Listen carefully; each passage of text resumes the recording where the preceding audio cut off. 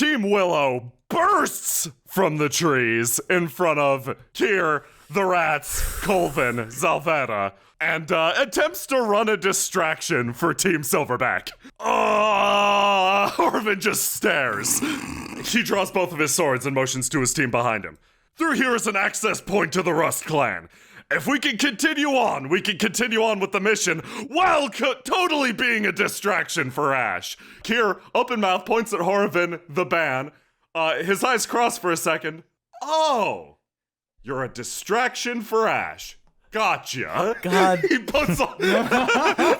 Horvin! Kier peers past Horvin and sees the trail of the band disappearing into the woods. Right. Okay. I grip my teeth, bite my thumb, and silently scream. Kier stops and considers this position for a moment. What an interesting turn of events. I think I'm supposed to do something right now. All right, guarding things. Kier looks around, sees his backup, and kind of goes, give me just one sec. Just one. Okay. He takes a few paces backwards to Zalvetta and Colvin. I think we're under attack a little bit, right? Yeah, we're clearly under attack by the ban, which is something I'm gonna deal with right now. Okay, cool. You got my back. That's good. Oh, that's good. Kier takes a few paces forward, reaching for his erstwhile sword on his back, realizes it's not there, and kind of puts up his dukes. Horvin recalls what I said mere moments ago. Don't fight the big one. Horvin puts a hand on the sword on his back. Okay, don't fight the big one. Just have to pacify him through non-combat means. Horvin looks back behind him at the seemingly murdered tiny creature. What a complex mission. This moral gray stuff doesn't sit well with me. He shouts to Kier and Zalvetta. I'll give you one chance to surrender to this distraction. Be distracted by me. Yes, surrender to the distraction. Horvin dashes forward. Zalvetta very quickly darts forward and vanishes. Meanwhile, elsewhere, Ash sprints into the Dust District at full tilt. The woodlands slowly end, and you hit the back of a familiar shop. The sides of it are recently scorched, the windows have been broken out, and you hear loud conversing from inside. I stare up at the sky for a moment, and grip my teeth, shake my fist at Horvin and at the unfortunate behavior of my friends. I glance over at the shop, and then push this crow-masked individual forward, away from the shop, and point. We're going around the building. Marcus looks down at the charred remains of Ballast McGee's collected works. All I'm saying is that just because I set it on fire once doesn't mean I can't set it on fire one more time. At least one more time. Ash, as you travel, you step on something. It lets out a squelch. Oh gods, I'm so sorry. I'm so sorry. I pick the imp up and set it on its feet and kind of pat its head. I'm sorry. The imp recognizes you instantly and tries to take a chomp out of your thumb. What the heck? Come on. I pick something out of my pocket and hand it to the imp so that it doesn't bite me. It gnaws on the piece of scrap metal contentedly. I pat the imp and then wipe my hand on the grass. Hey, all right, be a good little thing. Huh? Just be a good little thing. I'll get. The imp nods. There's a surprising amount of almost human understanding in its eyes. Thank you. It scampers off to the bookshop. Right. We gotta go faster. I push everyone along again. To continue infiltrating the Dust District. I speak silently aloud to the group. That should be everyone. We should have. Hopefully we shouldn't have any more bad luck here on out. Those were all the champions. Distracted. Let's keep going. I go through the tree and glance at what awaits us. The silverback waits in the tree, examining the ground below it.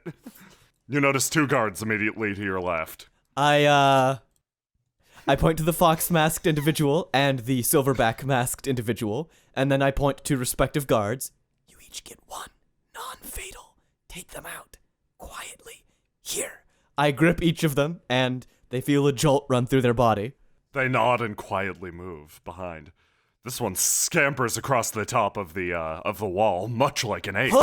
It lands behind them with a crash, much like an ape.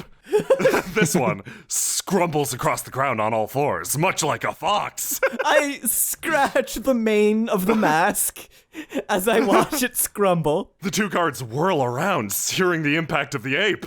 The fox-masked man draws up to his full height, grips the back of the man's head, and draws a dagger across his throat. I seeing that, I immediately sprint forward, dive out of the tree, and tackle this guy to the ground. The ape sees you tackle him to the ground, and looks disappointed, holding his smashing hammer over his head. I, with all my strength, I put this guy into a sleeper hold and try and choke him out. You managed to put the guard in a surprisingly effective sleeper hold. He's unconscious in mere moments. I immediately drop him and run over and crouch to the one who had the one guard who had their throat slit. I clamp my hand over the bleeding wound and I prop their head up and run a charge through the skin, knitting the flesh back together. Once I'm sure that the bleeding has stopped, I glare at the fox-masked one and kind of make a "what the fuck" motion. He takes a few steps away, making a whistling motion with his mask, and quietly throws the bloody knife into the water nearby. You hear a commotion from somewhere down the road. I So what are you saying? I stare up, seeing them approach, look down at my very bloody hands, very quickly wipe them all over the guard to clean them off. Motion for the other masked people already out to follow me, the other two to just stay. I scramble around the wall and try to hide. Marcus, Gregor, Inian, and the imp arrive at the scene and see two unconscious bodies with a worrying amount of blood splattered around one of them. A murder! A murder! Oh god. And there's band in those trees. The men scatter, taking off into the woods. I push. Marcus starts to run after them for a moment, and then shifts his attention to the two bodies, reaching into his satchel and bringing out a roll of bandages, going over to the one whose throat appears to have been slit. There's been a murder. As he examines the body, he's confused to see that the cut has already been kind of healed over. On the outside. That's not... I checked the man's pulse. Is he doing all right? He's still clearly alive. Inian spits. Okay. Damn it. Inian, can we try and keep a sterile environment? Like, just a little bit? Okay. Just a teensy bit. Like, go spit in the river or something? On the off chance While that my I hear bacteria... Marcus say "spit in the river," I very quickly shove the silverback masked individual forward and start running. On the off chance that my bacteria infects this guy and gives us an actual crime scene to investigate, I will continue to spit where I like, thank you very much. Okay, I'm not gonna bother arguing with you right now. I don't know how you can get much more of an actual crime scene than this, though. I go ahead and check this guy. He's doing all right, too? Yes. There's no time for spit. Thank God. Looks like somebody put him out with a sleeper hold. Don't they know those are incredibly dangerous? Yeah, like they're terrible for your brain. An attempted murder, then. Terrible for your brain. This man could have brain damage for the rest of his life. Serious, like, real complicating... Really? Like, come on. Mm-hmm. It can also, it can seriously just kill them if you do it for a second too long or in the incorrect manner. Yeah. Or if they have a blood clot, it could release it. It looks like they're both okay, though. Go into their brain, boom, it's over. Yep. Yeah. Who would do such a thing? That is no joke. Inian shakes her head. You said you saw Ban, Gregor? Yeah. I need you to sound the alarm real quick, Marcus. Which group? Inian says, futzing with the blood on the ground. What now? There were the ones in the trees that you pointed out, and then there were some ones clinging to a wall nearby. There were ones on walls, too? Yeah, there was some. Where? There was What some walls? wall ban around here. I didn't see any of those. They're tricky, clinging ways. It's probably because you were too distracted by all the blood, which admittedly is now distracting me. She reaches down. There's a lot of it, and it's really, really red. Marcus, didn't you say you could do Anyway, something with... I'm gonna go... Didn't you say you could do something with blood if you had enough of it? Yes, actually, I just need 1 liter of blood. Wait, was it 1 liter or 1 pint? I need a lot of somebody's blood, and if I drink it, then I can learn a spell that they knew. Learn a spell that they knew. That's completely worthless in this case. I know, yeah, and I do not believe that this person had any sort of magical ability whatsoever. Can't you, do some wizard CSI with it or some shit? Guys, stop playing in the blood. Marcus, use firework magic or something.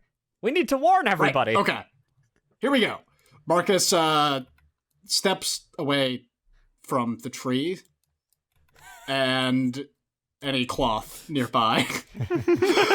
Raises his hands into the sky and sends out a flurry of dozens upon dozens of caterwauling, somersaulting, sparking fireworks that rise some distance into the air and then explode with loud pops. Or rather, just after the fireworks stop firing off, I raise my hands to my mouth and cup them there, magically enhance my voice, and yell, "We got some ban over here! Ban!" Ash down the way Whoa! hears that This is the incredibly alarm. clearly. This is the alarm. This has been your alarm. Okay, it's done. Okay, so are we job, gonna go Marcus. after them, or did we just do our job? We did at least some of our job. It looks like the ones that Gregor spotted in the tree ran away into the forest, and we probably have no chance of catching them. You said something about Ben clinging to a wall, though? There was some wall ban over here, yeah. They're going deeper into the city then. Did you see where they went? That's tough. Here, Marcus, help me with the spell really quick. Sure. I'm gonna need you to, drink some of that blood. Oh, yeah, absolutely. Marcus takes the bottle of blood that he had already set up, uncorks it, and takes a couple of swigs. Okay, now, Woo. your own You failure... gotta watch your cholesterol, friend. Now, your own failure to deliver on Wizard CSI has forced me to come up with a new usage of a spell. I'm gonna grip the side of your face for a while. It's going to really hurt. Oh, which side? Both. She grabs your face. Oh. The blood boils in your chest. Something flashes in front of your eyes. I can see it. Yes, I can see it. good. What can I see? Okay, well, Marcus's eyes light up and project whatever he is seeing into onto the wall here. Inian stares at you, stares at that. That's weird. That's weird. You have a weird physiology. She starts to slap the side of your head to make the picture clearer. It snaps into focus.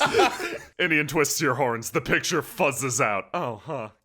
No, other direction. Other direction. Regardless, you can clearly see what appears to be an aura around this man. Something of a scent. Your eyes are now interpreting the remains left by this blood, highlighting them, making them visually recognizable to you. I'm not sure exactly what you did, Ian. And my head is still hurting a little bit, Yeah, but I think we have a trail to follow now. it's blood vision. I named it my... Isn't that great? Wow. Blood vision. That's I incredible. named it I, myself. sounds really you useful. better trademark that as soon as you can. Trademarking. Right. Okay. Inian pauses for a second thinking, could anybody go for some haste magic? Right about now? You know it. I like to be fast. Let's go fast then. Okay. Inian extends a hand to either side, palms facing up. You're going to have to, at least make some sort of physical contact if I want to share it with all of you. Oh, Okay. right. Yeah, sure. Gregor holds Marcus puts one arm around Inian's shoulder. Okay, wow, I was going for a low 5, but okay, you people are weird. Gregor and Marcus, I guess just hug around Inian. You people The are... imp delivers on the low 5. You people are really fucking huggy. Everybody is hasted.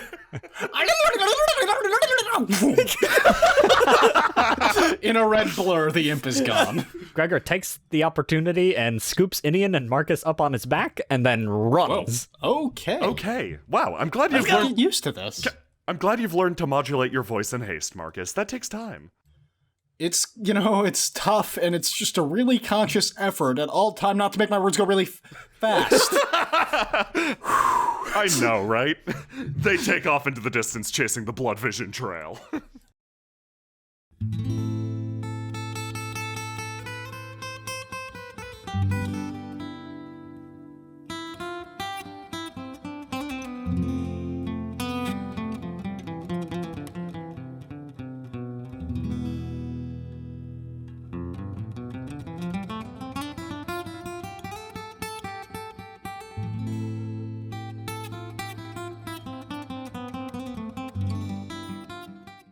Inian pauses for a second thinking, could anybody go for some haste magic? Right about now? You know it. I like to be fast. Let's go fast then. The imp's metabolism accelerates to such a speed that it dies in minutes. Oh, God. Oh no! no. Lost. Why? Holy shit. Oh, that's so dark!